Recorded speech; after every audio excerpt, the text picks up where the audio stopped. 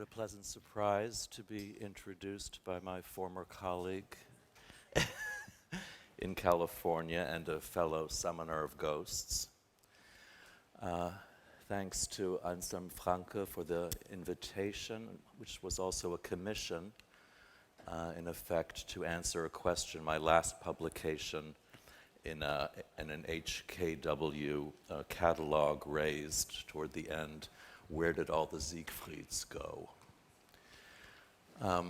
As you'll see, I'm going to answer it along a slightly different route than the blurb might have suggested. I also want to thank the technical support for constructing the special effects, and I'd like to thank Herwig Engelmann for the translation of my text that you will read on that screen.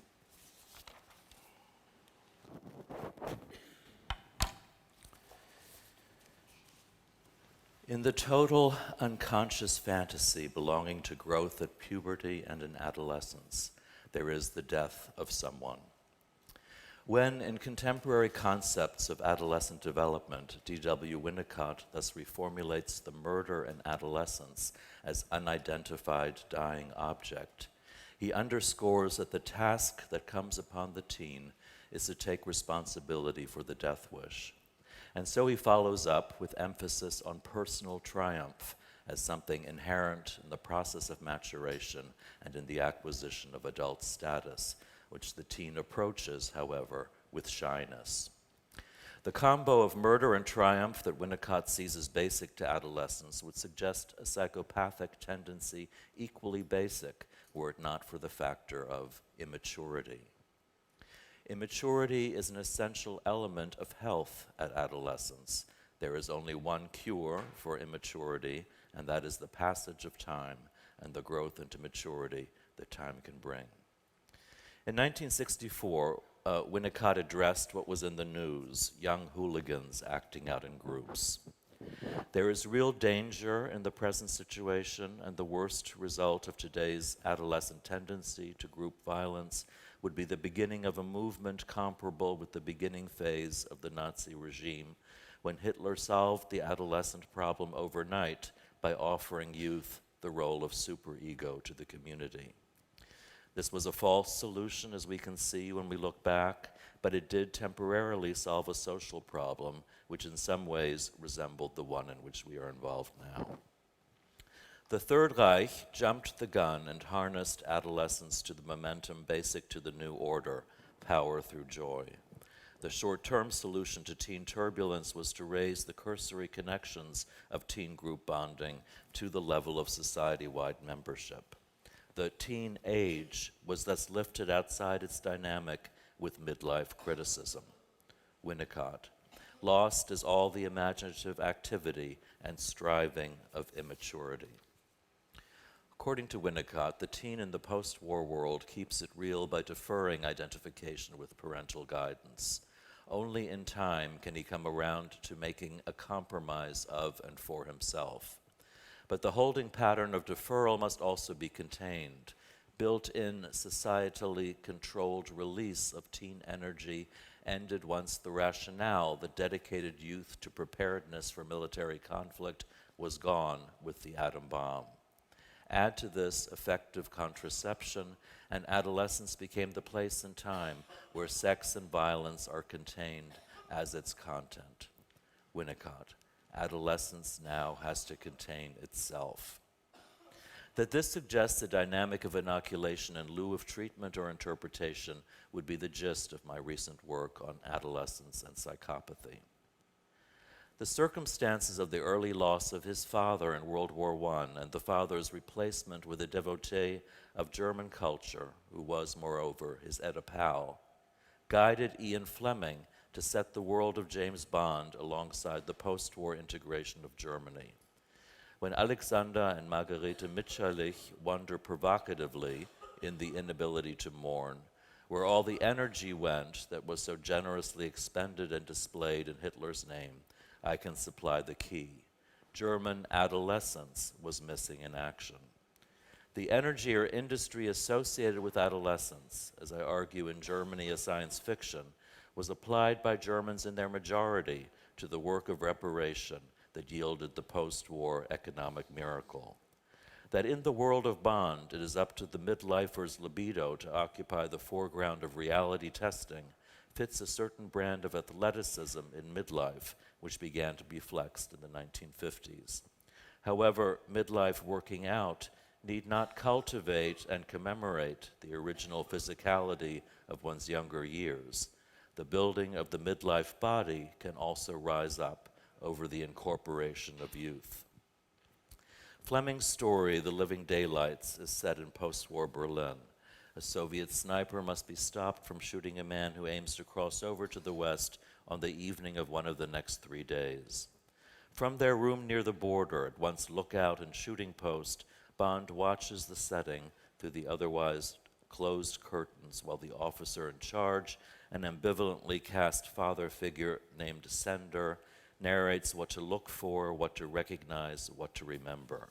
It reminded Bond of a spiritualist seance. While waiting for the evening hour of his assignment, Bond loses himself in the tribulations of the heroine of an SM porno he picked up just the other day in Berlin. James Bond's choice of reading matter, prompted by a spectacular jacket of a half-naked girl strapped to a bed, turned out to have been a happy one for the occasion. It was called Verderbt, Verdammt, Verraten.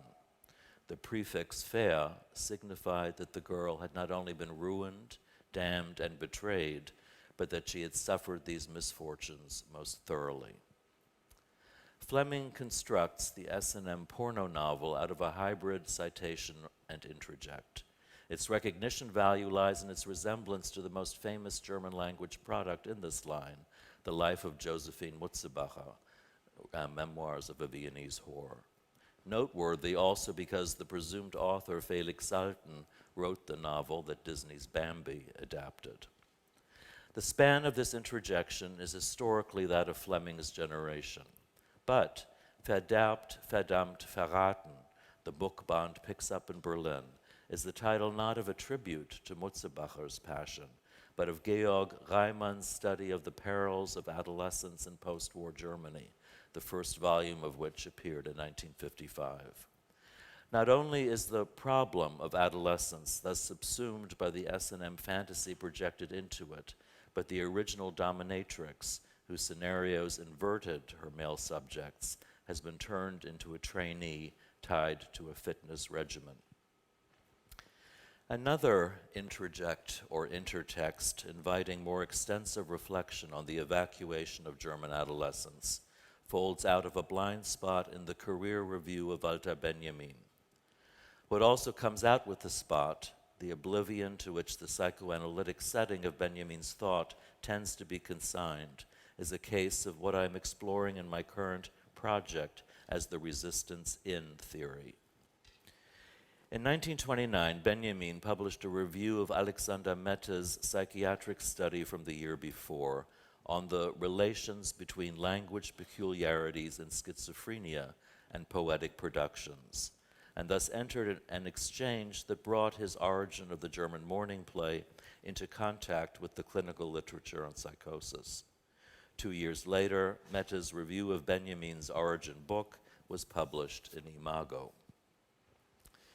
Benjamin's review opened with a recommendation cited from Rudolf Borchardt. At the onset of the 20th century, it was high time that a nobler class of readership shake off the fad, even illness, of fascinated identification with Hölderlin. Borchardt makes the comparison with the Ossian craze at the close of the 18th century, with which we are still in contact through Goethe's Werther, but which was otherwise let go. This not entirely just judgment, says Benjamin, is countered by Mette's study, in particular in the parts endowed, as Benjamin puts it, with winning traits. Benjamin recognizes that Mette's skewering together of schizophrenic and poetic language invention belongs on the map of German adolescence, and even says it's kind of cute. Mette's intentions, however, lack the depth and breadth required for operating such dangerous linguistic hodgepodge. How can one not syndicate in one's own language proximity to the borderline of an untenable comparison if it applies ultimately to every endeavor to give form to thought? That Meta's combination of schizophrenic and lyrical texts amounts to playing with symptoms seems to Benjamin desperate. In Benjamin's more adult view, it is the primal time of language in which both schizophrenic and poets submerge themselves, but under very different conditions. The schizophrenic would introduce into a process of collective objectification in language an appointment or appeal in a matter that was ultimately decided long time ago. The need to grasp essentials, to render immediately what was deeply felt, comes to a dead end, not because the schizophrenic lacks the spiritual resources of the poet or philosopher, as Meta avers, but, says Benjamin, because the collective trauma of language is predetermined and only a difference in the protective measures taken counts. The image of the diving bell Benjamin uses to distinguish the lyrical poet's sojourn in prehistory from psychotic abandonment to the same depths fits the image of encapsulation that Benjamin bestows in his 1928 article, Books by the Insane from My Collection, on Daniel Paul Schreber's share in a poet's preparedness. In Benjamin's media theorization, Schreber's diving bell for the wild plummet into prehistory kept him outside the close quarters of poetry and schizophrenia. In his media essays, Benjamin would raise a related question: how does gadget love and its idiom allow the adolescent or group member to stagger the psychoticizing impact of technologization and massification? A psychotic like Schreber, who succeeds in surviving the end of the world in an escape capsule of his own projection, catches up with the industry of adolescence that wasn't originally part of his Bildung. Upon his safe landing, with his rights fully restored, Schreber had the score of one of the Siegfried Leitmotifs from Wagner's Ring Cycle etched over the entrance to his home. Adolescence, by daydreaming wish fulfillment alone, belongs to the future.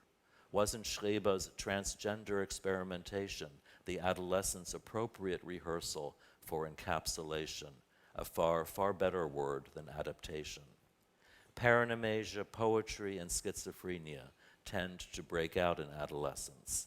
The teen talent for coining a new idiom is the free gift that comes with in-group membership. While the schizo goes it alone with his over-precision and fabrication, the teen exchanges his neologisms in group. There is a recurring typo in Meta's study that places "we" like where "wir" we is required and expected. It would syndicate schizo language if we were not group-bound in language to correct it right away. To let "we" stand irrevocably in place of "wir" would be schizophrenic.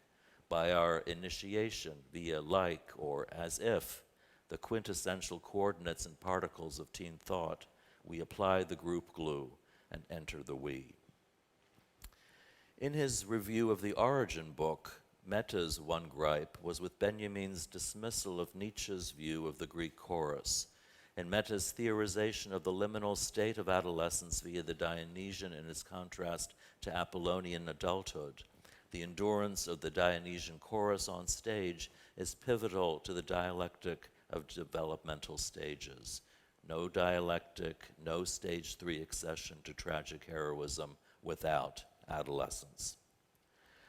Following his psychiatric study, Meta published essays and gave lectures in a cosmopolitan, jargonic style within a frame of references to international psychoanalysts.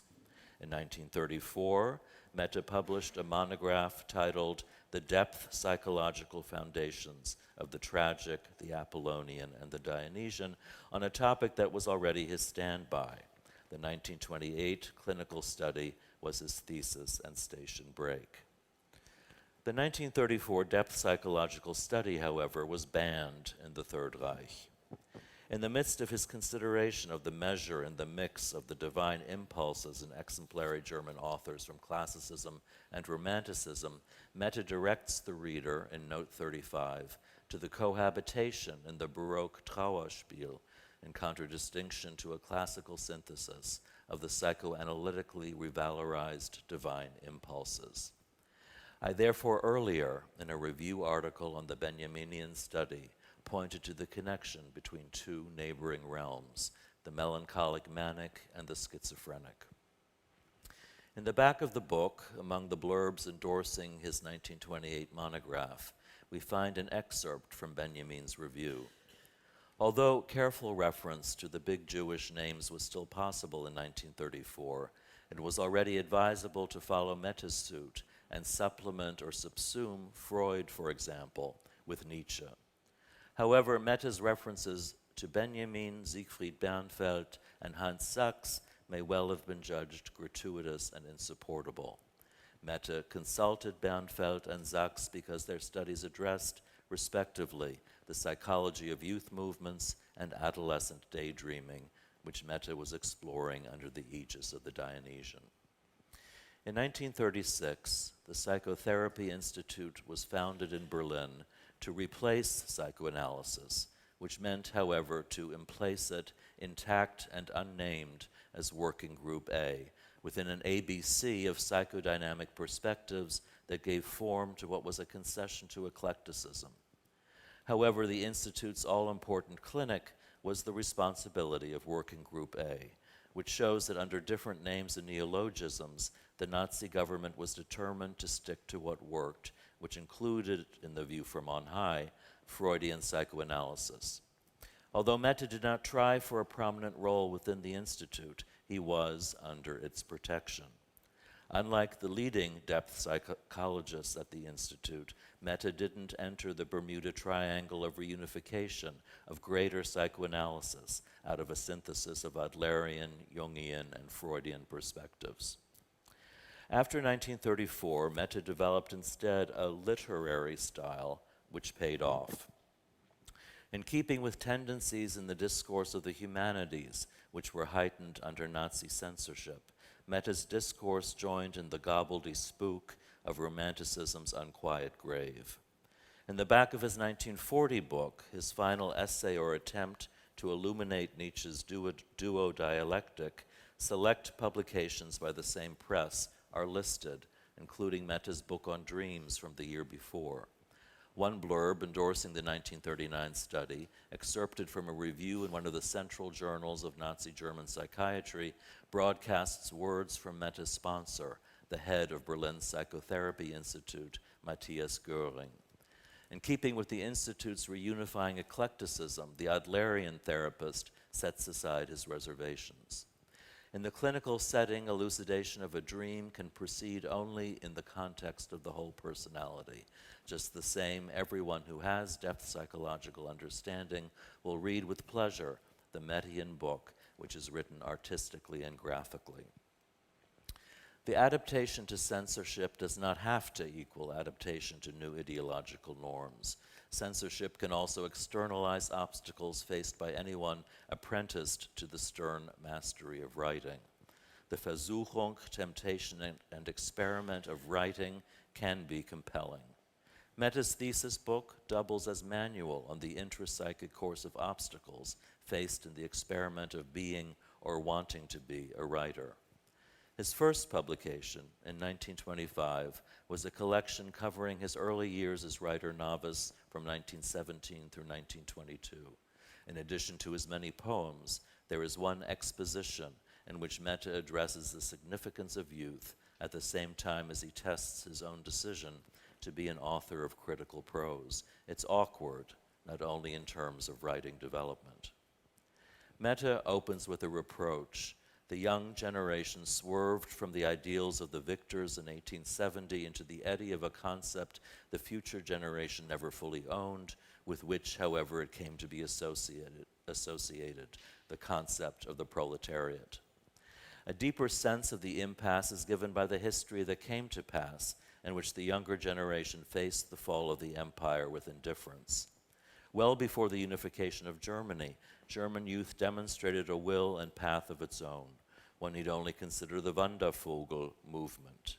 The youth movements that returned to nature openly turned away from property rights, which does seem like a proletarian trait. However, It was an idea that compelled them, the idea of duty-free individuality, delivered of all ownership, all material possession, indeed the very thought of it, including economic theory. This new will to life that is Jews' political organization may be the highest that a national culture can attain. The younger generation came to a Hamletian impasse, not as adversaries of the German spirit, but as representatives of its development, indeed as the only historical Germany that was available in the new century. So ends the first section. Other sections in this pre-psychoanalytic exposition on extramoral heroism, on the role of women in the metabolization of youth, on the youth objective of aesthetic justification of what feels real, are placeholders for what followed in the course of Meta's psychoanalytic revalorization of Nietzsche's Dionysian and Apollonian principles. Between suicidal ideation, Hamlet or Werther, and a hankering for unidentified heroism, Siegfried, the German youth movements followed the invention of adolescence into modern group psychology.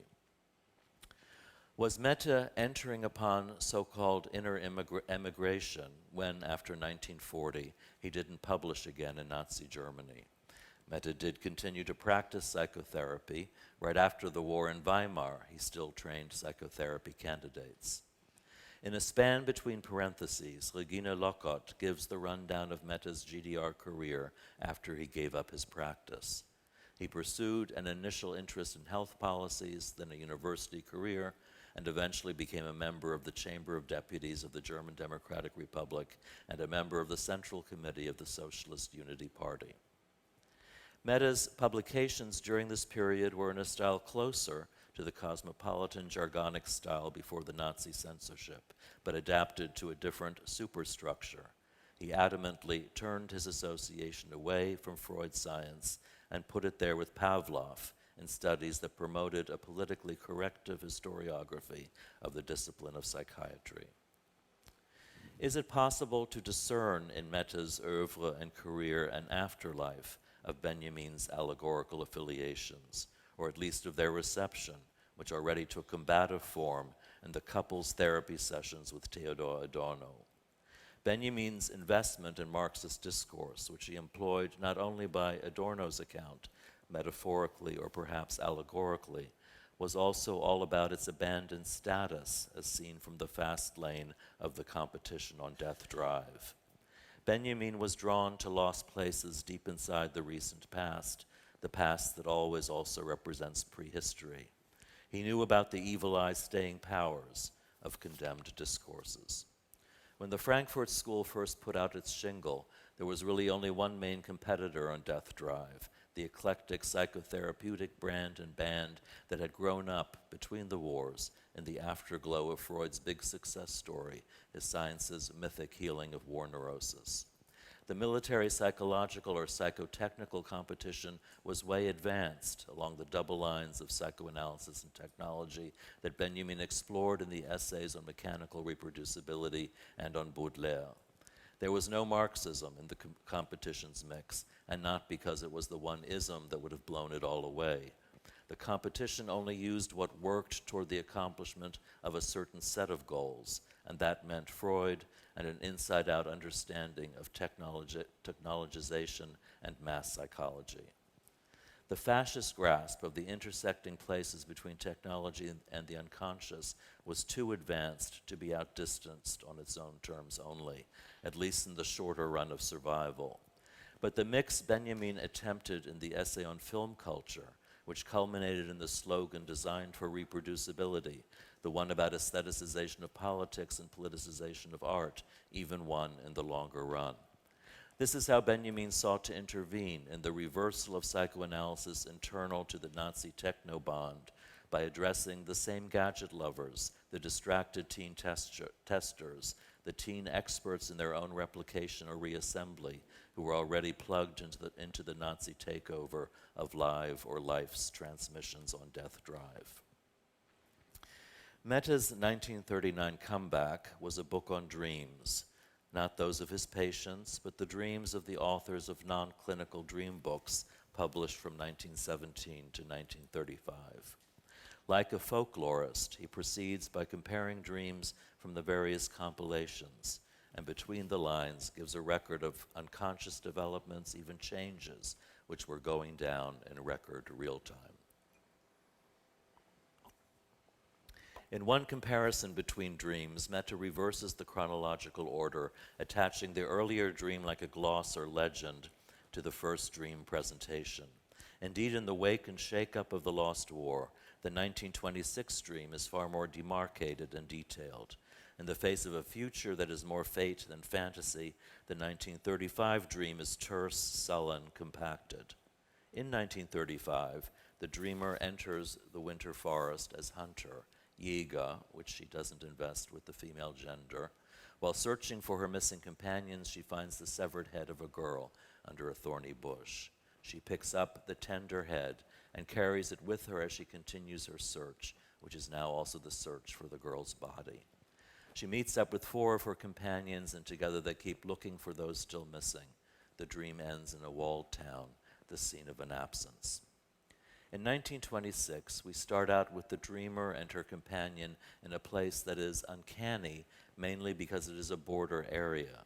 She looks up at the cliff and recognizes 3 figures, 2 hunters and an unusually beautiful woman, although the dreamer hastens to add that her beauty is alienating. Maybe she's from the south or the east. One of the hunters in the woman's company shoots a deer. The woman radiates a vital joy. Then the dreamer's companion aims his gun. The woman falls from the cliff onto their side of the border. That's why they can secure her remains in a sanctuary where she lies piled high with other corpses. The dreamer carries the woman's head in a sack, anxiously taking care of it while conscious of the necessity of ridding herself of it. On a city street, she recognizes in the tram the hunters and the woman standing next to them. Upon closer inspection, the dreamer sees that it is a wax mannequin in the dead woman's image. I stare at the uncanny group, anxiously expecting, like a guilty criminal, that at any moment the mask will fall, and out of the waxen lifelessness will emerge the old life that binds her to her companions. Mehta strikes up the fairy tale theme of separation from childhood, which is abandoned as dead, and of the rebirth that follows into the grown-up world. But what's missing is adolescence, which, Mehta says, doesn't heed or need fairy tales. In a fairy tale episode that comes very close to a dream scene, Mehta identifies, however, a cushioning and mitigating tendency at work, which reserves the fairy tale for the carefree child. The fairy tale doesn't tear apart the setting of childhood, only deepens it. In adolescence, we graduate from fairy tale and approach myth and legend.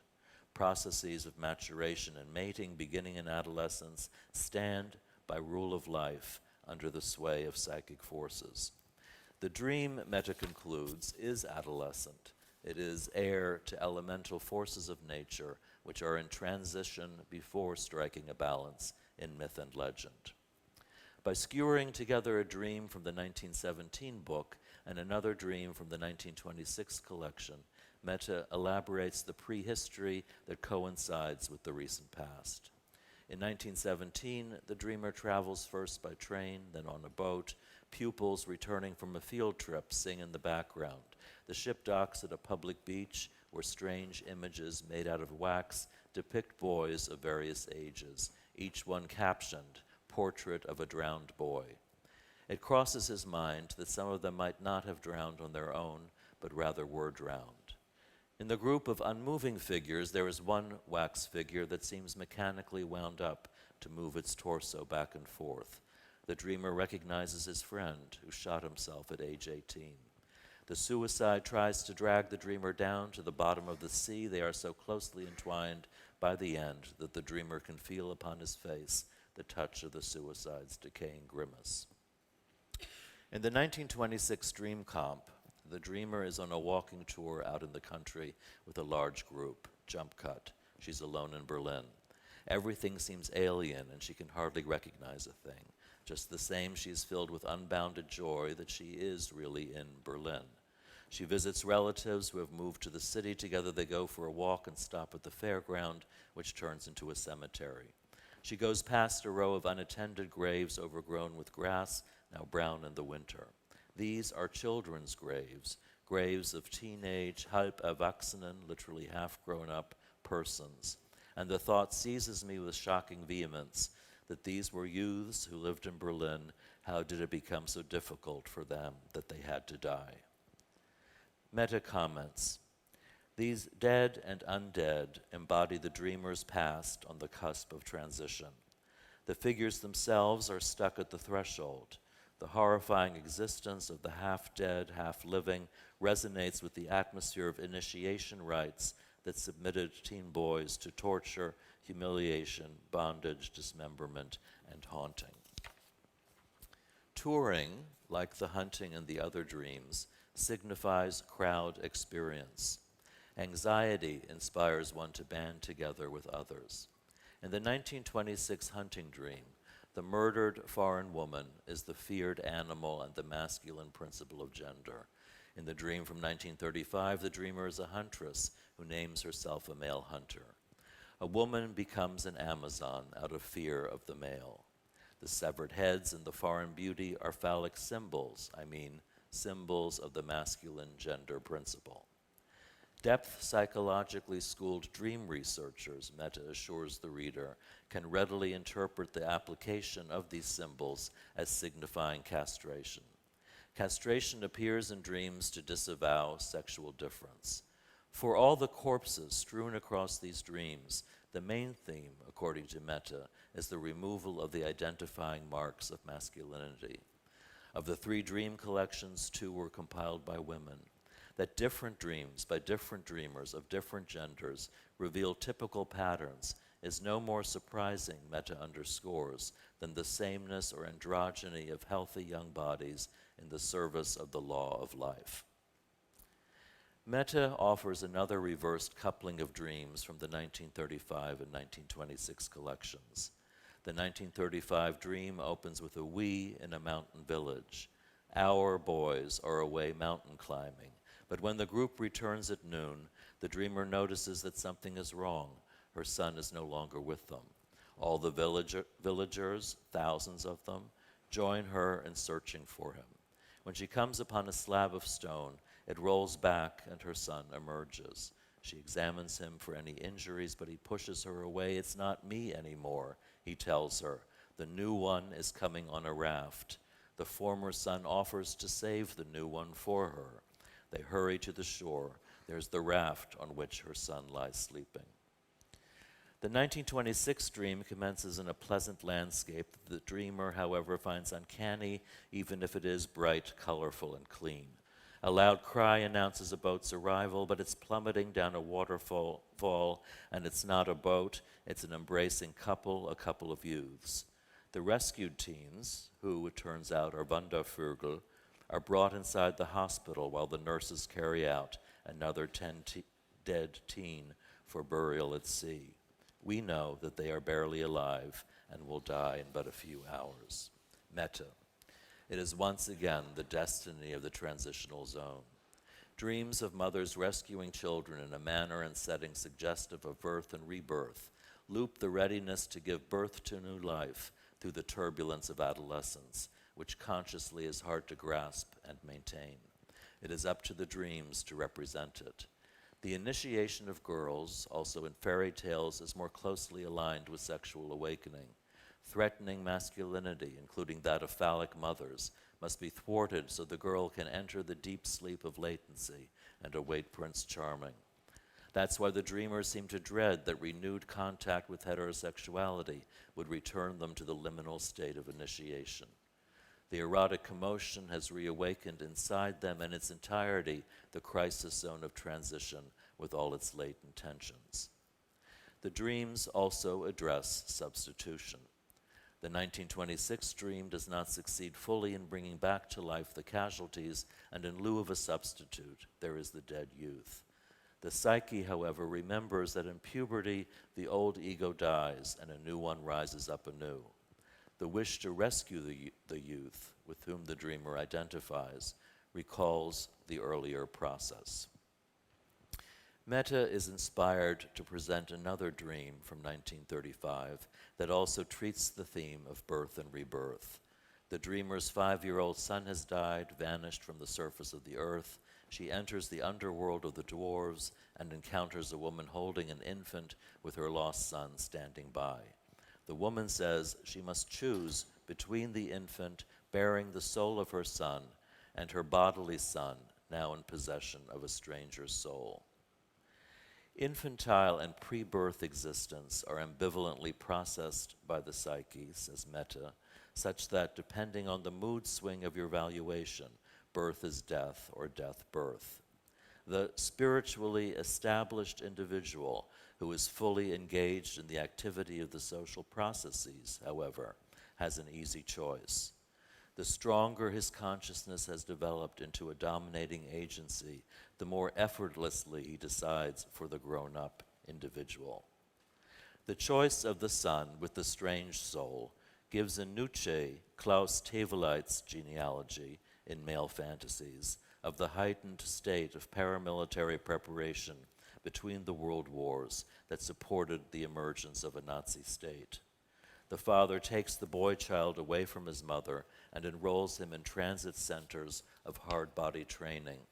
When the youth again stands before his mother, he is a stranger with both feet on the burial ground of young adult heroism. It is not so much that childhood gets trained out of the young subject once and for all, but rather that childhood is fortified as fairy tale park and memorial point of departure, the birth of the hero. Adolescence is elided between a riveting childhood and a man of steel manhood. The 1940s study that closed the books on Metta's exploration of the Dionysian and Apollonian principles opens upon the uncanny world of the clown.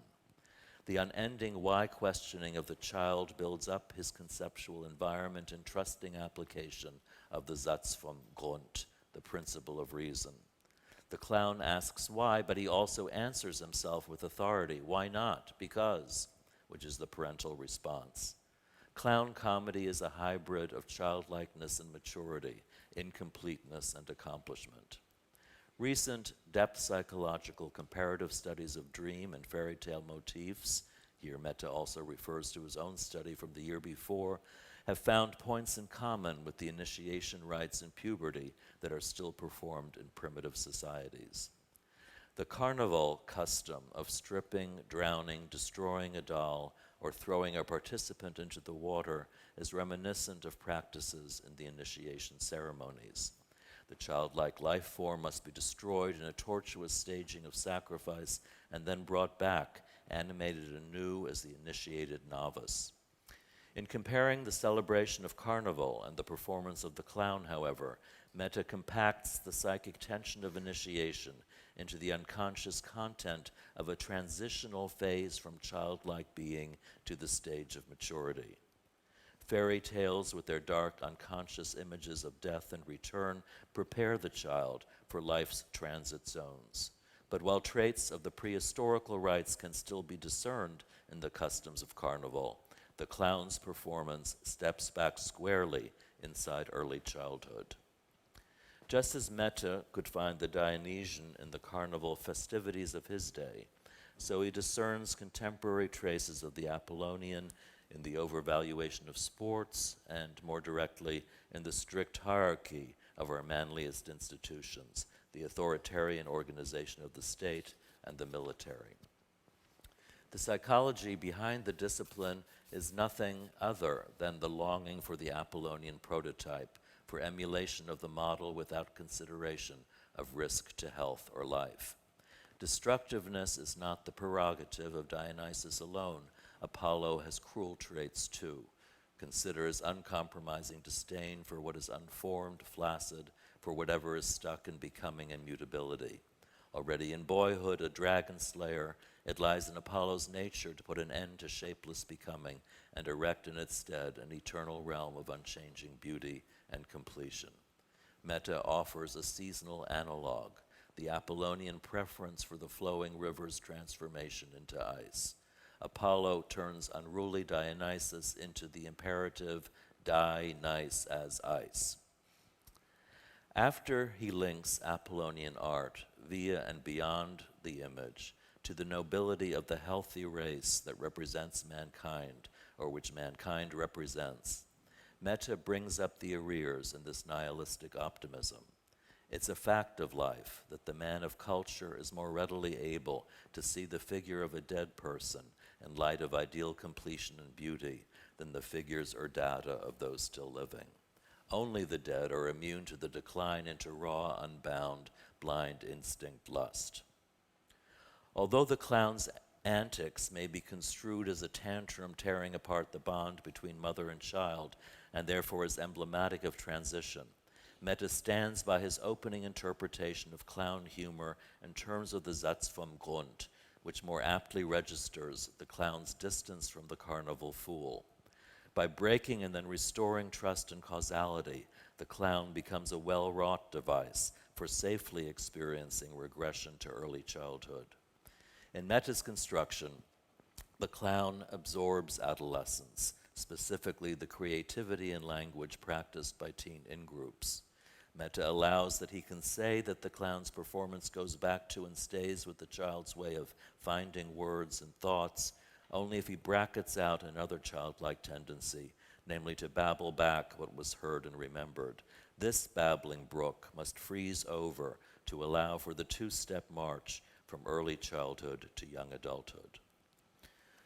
On the map of the joking that yokes together every variety of mass formation, the humor marking the spot we are in with the clown is the exception.